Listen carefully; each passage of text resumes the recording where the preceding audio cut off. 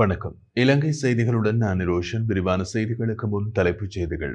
இலங்கையில் தொழில்நுட்பத்துறை புறக்கணிக்கப்பட்டுள்ளதாக ஜனாதிபதி அனுருகுமார திசாநாயக்க சுட்டிக்காட்டு.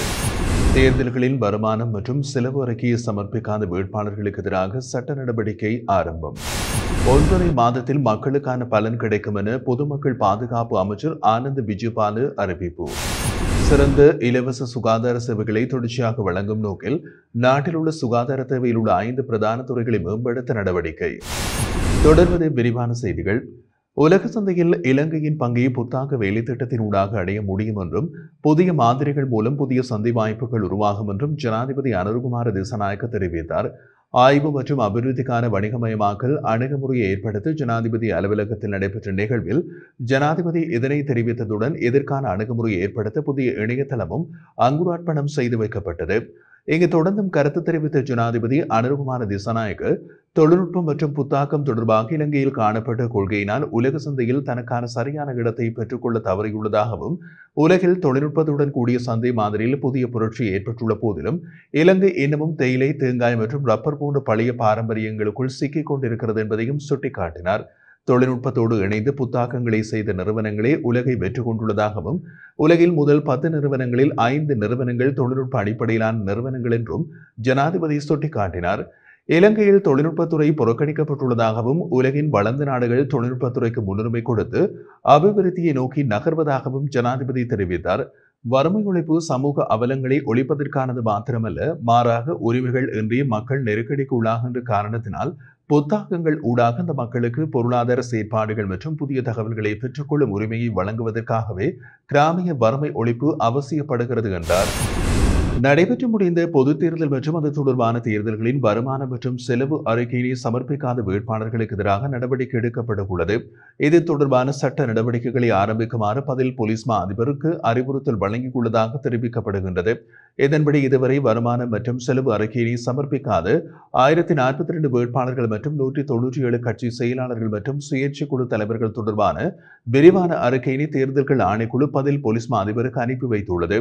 இந்த நிலையில் 31ஆம் தேதிக்கு முன்னர் பிரிவுக்கு பொறுப்பான அதிகாரிகள் மேற்படி விசாரணைகள் தொடர்பான சாரங்களை தயாரித்து சட்டம் அதிபரின் ஆலோசனைக்காக அனுப்பி வைக்குமாறு பதில் போலீஸ் மா அதிபர் ஊடாக அனைத்து சிரேஷ்ட பிரதி போலீஸ் மா அதிபர்கள், பிரதி போலீஸ் மா அதிபர்கள் மற்றும் பிரிவுகளுக்கு பொறுப்பான அதிகாரிகளுக்கு அறிவுறுத்தல் வழங்கப்பட்டுள்ளது. அரசாங்கத்தின் முக்கியஸ்தர்கள் பாரிய மோசடிகளோடு தொடர்பு பட்டிருப்பதாக ஸ்ரீலங்கா பொதுஜன முன்னணியின் சிரேஷ்ட உறுப்பினரும் முன்னாள் அமைச்சருமான காமினி லொக்குகே குற்றம் சாட்டியுள்ளார். செய்தியாளர் சந்திப்பு ஒன்றில் கலந்து கொண்டிருந்த போது அவர் இந்த விடயத்தை தெரிவித்தார்.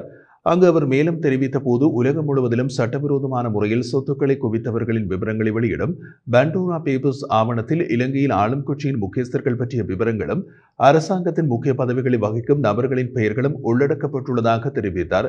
அரசாங்கத்தில் முக்கிய பதவிகளை வகிக்கும் நபர்களின் சொத்துக்கள் தொடர்பாக நாட்டு மக்களுக்கு தாம் அம்பலப்படுத்த உள்ளதாகவும் இதன் பின்னர் அரசாங்கம் குறித்த நபர்களுக்கு எதிராக உரிய நடவடிக்கைகளை எடுக்கும் என எதிர்பார்ப்பதாகவும் காமினி லொக்குகே நம்பிக்கை வெளியிட்டுள்ளார்.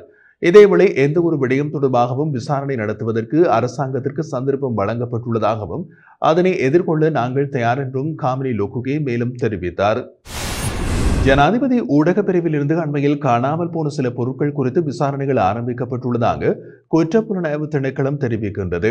இது தொடர்பில் குற்றப்புலனாய்வு திணைக்களத்திற்கு கிடைத்த முறைப்பாட்டை தொடர்ந்து இந்த விசாரணைகள் தொடங்கப்பட்டுள்ளதாக குற்றப்புலனாய்வு திணைக்களம் நீதிமன்றத்திற்கு அறிவித்துள்ளது.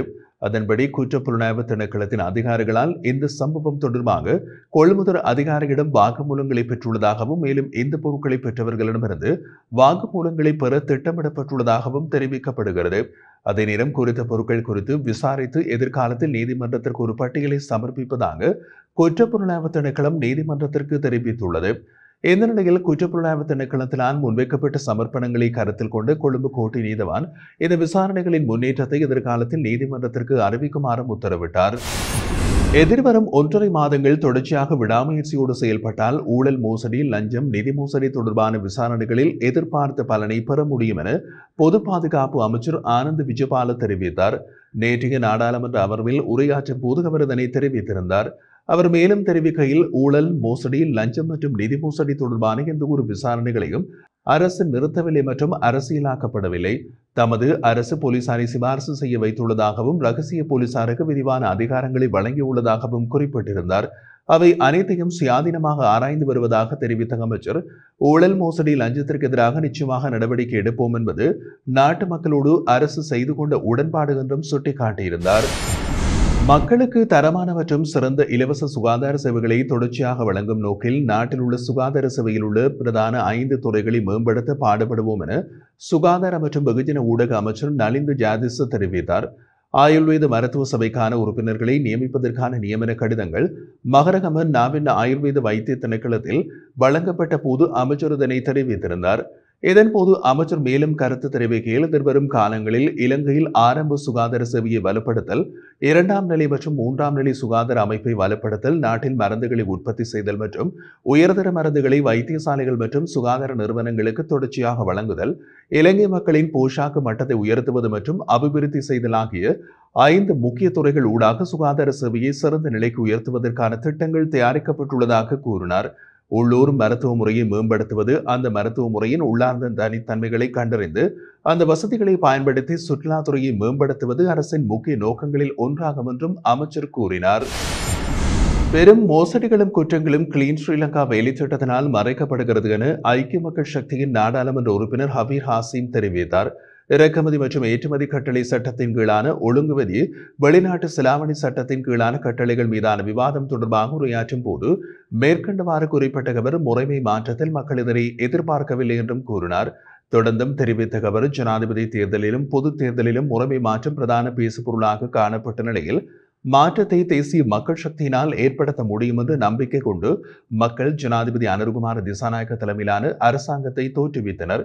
வாழ்க்கை செலவு குறைப்பு, நாணய நிதியத்துடனான செயல் திட்ட மறுசீரமைப்பு, ஊழல் மோசடி, சிறந்த அரசு நிர்வாகம் ஆகியவற்றை முன்னிலைப்படுத்தி மக்கள் ஆட்சி மாற்றத்தை ஏற்படுத்திய போதும் அனுருகுமார திசாநாயக்க ஆட்சிக்கு வந்த 100 நாட்கள் நிறைவடைந்துள்ள நிலையில் மக்களின் எதிர்பார்ப்புகள் நிறைவேறியுள்ளதா என்பதை ஆராய வேண்டும் என்றார்.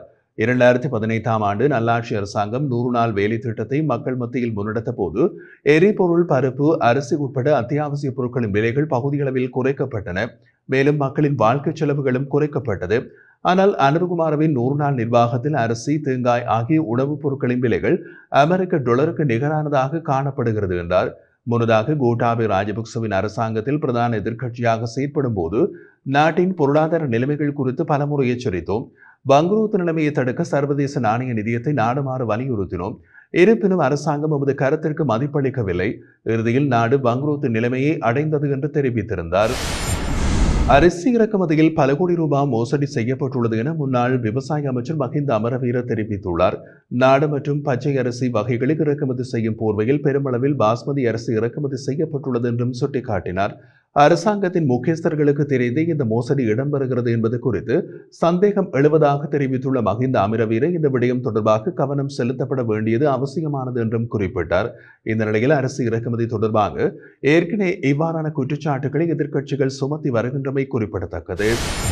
இறக்குமதி செய்யப்படும் சகல கையடக்கு தொலைபேசிகளும் கட்டாயம் பதிவு செய்யப்பட வேண்டும் என தொலைத்தொடர்பு ஒழுங்குமுறை ஆணையகத்தின் பணிப்பாளர் நாயகம் ஓய்வு பெற்ற ஏர்வைஸ் மார்ஷல் பந்துல் ஹேரத் தெரிவித்தார். இது தொடர்பாக அவர் மேலும் தெரிவித்த போது, முறையான தரநிலைகள் இல்லாமல் நாட்டிற்குள் தகவல் தொடர்பு சாதனங்களை சட்டவிரோதமாக இறக்குமதி செய்வதற்கு இனி எந்த வாய்ப்பும் இல்லை. அதற்கமைய இனிமேல் தொடர்புடைய தகவல் தொடர்பு சாதனங்களை இறக்குமதி செய்யும் நிறுவனங்கள் மற்றும் தனிநபர்களுக்கு எதிராக சட்டம் நடைமுறைப்படுத்தப்படும் என்று குறிப்பிட்டார். வர்த்தகர்கள் மற்றும் இறக்குமதியாளர்கள் கையடக்கு தொலைபேசிகளை பதிவு செய்வதற்கு வழங்கப்பட்ட காலம் எதிர்வரும் 28ஆம் தேதியோடு முடிவடைவதாக இலங்கை தொலைத்தொடர்பு ஒழுங்குமுறை ஆணையகம் அறிவித்துள்ளது. அதற்கமைய தற்போது செயலில் உள்ள சாதனங்களில் தங்கள் IMEI எண்களை பதிவு செய்யாதவை எதிர்காலத்தில் தொலைபேசி வலையமைப்பில் செயலில் செயற்படாது என்றும் அவர் தெரிவித்துள்ளார்.